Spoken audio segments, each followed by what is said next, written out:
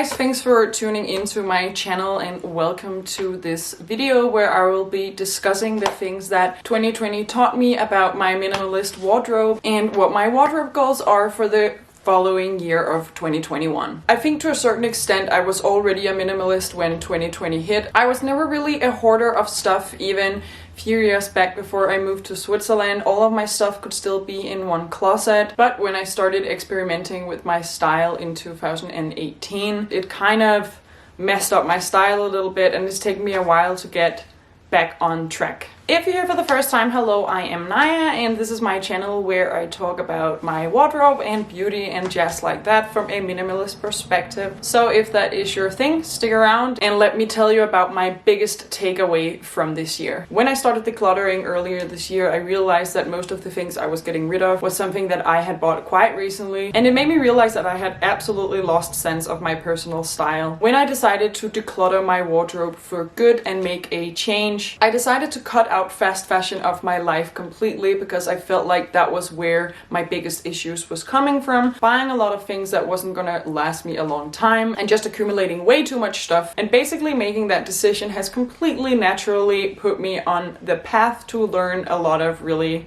important things. My biggest takeaway and lesson this year, wardrobe-wise of course, is that you cannot plan as much for your personal style as you think you can. When you are in the habit of buying fast fashion or making impulse decisions off the sale rack, spending way less money and being able to make this quick decision that you don't really have to consciously consider keeps you in this place where you rarely get to train the muscle that makes these more difficult decisions, which would help you figure out what is actually for you. Fast fashion is a trap, and I think a lot of people are still stuck in a place of buying cheaper but more clothes because they are unable to commit to a more expensive item because they feel less comfortable that they really know their true personal style. But like I said, what I have learned is that you can't really 100% prepare yourself for your personal style before you do go out and buy nicer things. It's one of those things that you can't think your way through. You have to kind of like jump into it. And I have found that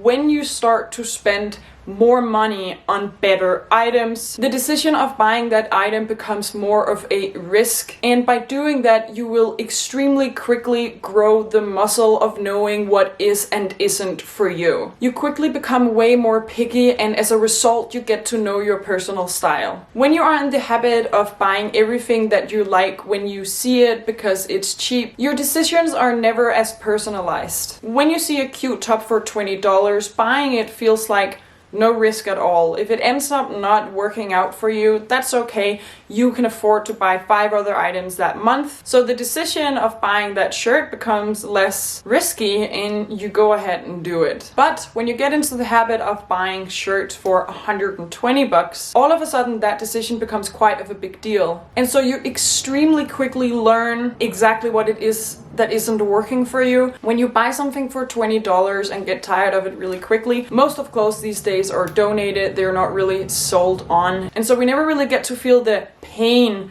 of having to give an item a new life because we're already taking something on that likely won't have any. But when you buy something high-end for $120, you are much less likely to just discard of that item by donating it. And the pain and the bother of actually experiencing how much time and effort goes into getting your stuff a new life, that is also one of these things that will make you more picky and really shape your decision, because you will want to pick something up that you won't grow tired of after wearing it 5 times, because if you do so, you have to go through the pain and ache of putting that item for sale to get some of your money back. Most of us wouldn't want to donate $120. The next part to this point is that when you buy something of high quality with the intention of wearing it for a really long time, that item will help shape your style. And that is something I never personally realized until I got a few really high-end items. I always thought that you picked your personal style and you bought something to match, but I think I have really learned for the first time that that is not the case necessarily at all. We don't define our style as much as the things that we are wearing does. Now, I don't know if that sounds a little bit ridiculous because obviously it is us picking those things out. But for me, for example, when I bought my Hermes bag this year, it is definitely my most expensive item, and it has also quickly become one of my most treasured items. And of course I picked the version of it that I thought would complement me the best. I bought it in black with gold. Like, the story would have probably been a little bit different if I bought a bag in bright yellow, because I wouldn't appreciate it. But wearing that bag is now my personal style, and I will often, because I treasure this bag so much, I have started making style decisions that flatter this bag. And another thing that I treasure a lot is my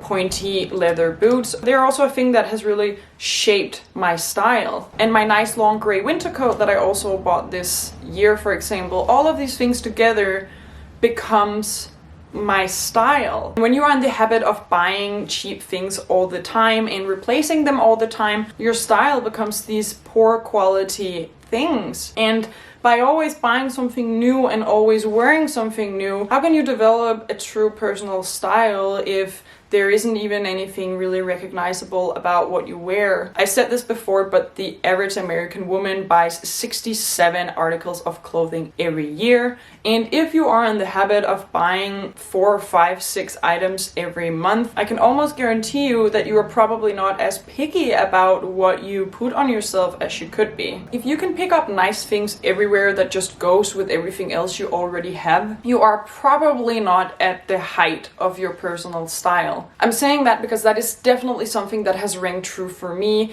now that I have a more curated wardrobe and I am very confident in my style. When I go shopping, chances are I will not find anything because I now only like extremely particular things, but I could have never prepared myself to get know my personal style as well. I've only been able to doing so by trial and error and buying nicer things, so that the decision to buy automatically becomes of higher risk and higher importance. So that kind of brings me to the next part of my video, which is what is my goals for 2021 wardrobe wise. Right now I have 40 articles of clothing in my wardrobe, and I would like to keep that number at a maximum of 50 at all times. Not that I have to get a 50, I'm comfortable staying at 40, but I have also found this year that 50 is still a very small wardrobe, and it's small enough for me if I want to make room for a few more things. But all of these things should only be high-end or good quality, and my ultimate goal is to get to a place where I will buy a maximum of one thing a month. This will further strengthen the muscle of making the right wardrobe decisions for me. This is an ultimate goal of mine. It's not really something that I am going to make into a rule that I can only buy one thing a month,